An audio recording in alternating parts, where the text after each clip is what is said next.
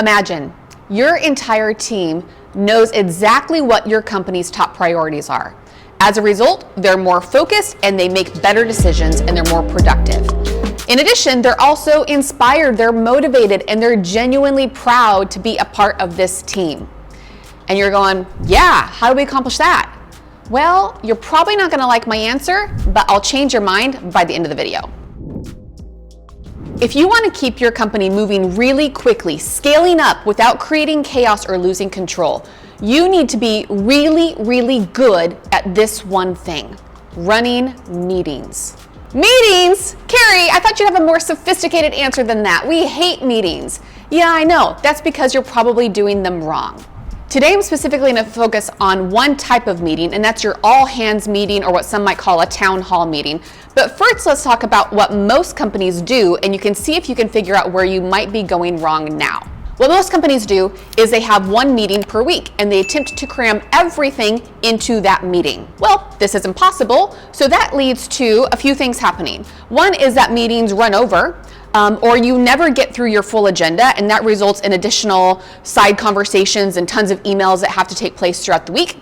People leave the meetings more overwhelmed than when they walked in, and because they're so awful and they tend to drag on so long, ain't nobody got time for a 3-hour meeting, so then that means the meetings oftentimes get postponed or canceled, and just nobody looks forward to them.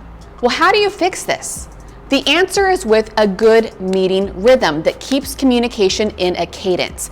Now, there's actually lots of types of meetings that you need throughout your company to really be efficient and more enjoyable, ranging from a daily huddle all the way through to your annual strategic planning retreat. But again, today I just want to focus on that all hands meeting because that's your opportunity to really impact the entire organization at once. Now, if you're not already doing an all hands meeting, you might be thinking, Carrie, we can't pull our entire workforce off of the job at the same time and bring them all together. That will cost us a fortune. Yes, you can, and the best companies do. Because remember, the purpose is to get everyone on the same page so they're more focused and more productive and more inspired so they get more done.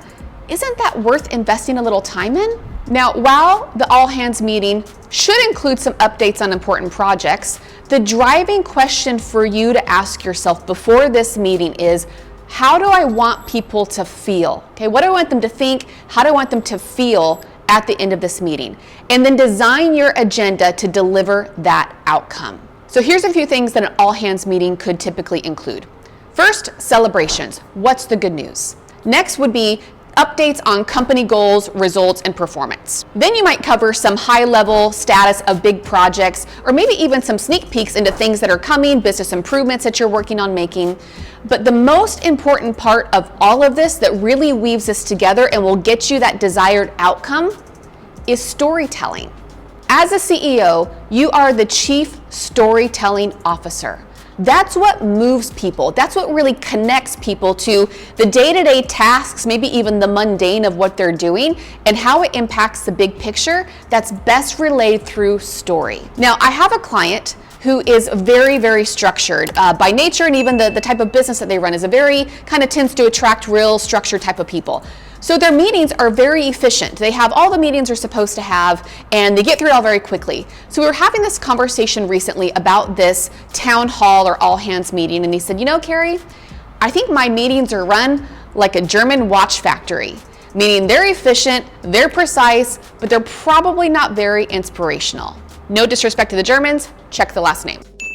Contrast that with my husband, who's not a CEO. He's actually an employee of a multi-billion-dollar global organization. And every time they have an all-hands meeting, I hear about it. This is the stuff that comes up over dinner. He's telling me the stories that their CEO told them and what the company is up to and where they're going and all the goals that they've achieved and what's coming up next. Do your employees go home and rave about your meetings? If not, the key is to tell better stories. Did one department have a big win? Is there an employee or two that just really exemplified a core value? Who got promoted and why? What kind of impact did somebody have on a customer? What feedback did a client share with you about the impact that you made on their life or on their business that might bring people back to the reason why everything you're doing matters in the first place? Your team wants to know how what they're doing is making a difference on the team, on the company, on the clients, even on the community. And when you can connect these stories to your company goals, your meetings come to life, and so do your results. Thanks for watching.